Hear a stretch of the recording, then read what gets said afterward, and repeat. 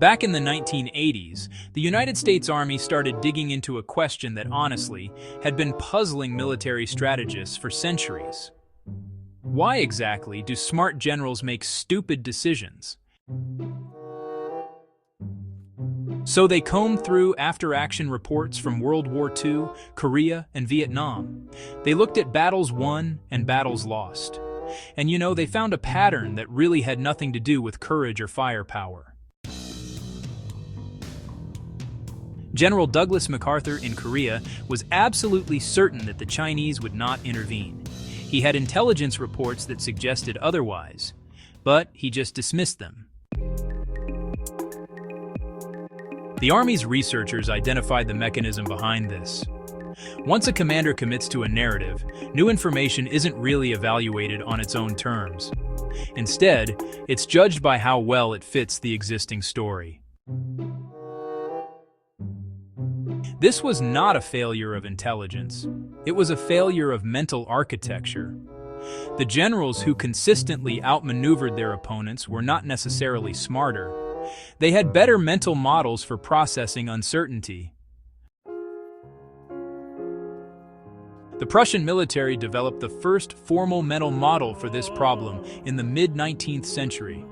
They called it Auftragstaktik, mission command. The principle was simple.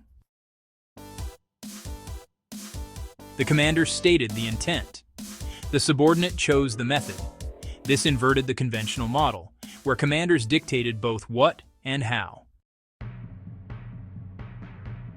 Field Marshal Erwin Rommel was a master of this model. He operated far ahead of his supply lines, often out of radio contact. His staff knew his intent, keep the British off balance, and made tactical decisions without waiting for orders. The second mental model that separates effective commanders from ineffective ones is called, second-order thinking. Most people stop at the first consequence. The general thinks about the consequence of the consequence. In the Pacific theater of World War II, Admiral Chester Nimitz consistently outmaneuvered his Japanese counterparts because he anticipated their reactions. He did not ask, "What will happen if I take this island?" He asked, "What will the Japanese do after I take it?" The third mental model is what the military calls the reconnaissance pull. It's actually the opposite of the plan-driven approach. So, instead of deciding what you want to happen and then sending out scouts to confirm it, you send out scouts to discover what is actually there.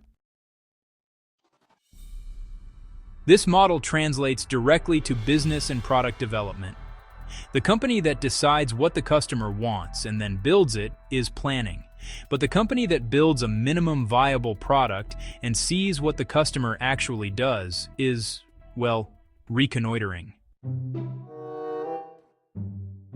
The fourth mental model is the OODA loop, developed by Air Force Colonel John Boyd.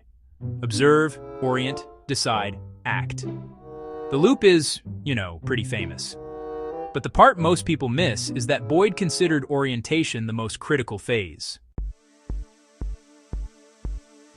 Boyd argued that the goal was not to be faster. The goal was to present the enemy with a situation so disorienting that their orientation collapsed. You did not outrun them.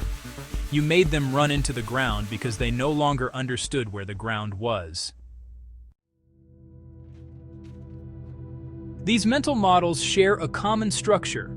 They assume that the person with the information is not necessarily the person with the rank. They assume that plans are hypotheses, not commitments. And they assume that the enemy gets a vote. The reason these models belong in a war room is the same reason they belong in any room where decisions matter. Uncertainty does not care about your authority. The ground does not care about your plan. And the other side does not care about your intentions. The generals who outsmart each other are not the ones with the most elaborate plans. They are the ones with the most flexible mental architecture. They have pre-decided how to think, so they do not have to improvise when the information arrives. Subscribe to War Machiner and share this if you value history that goes deeper.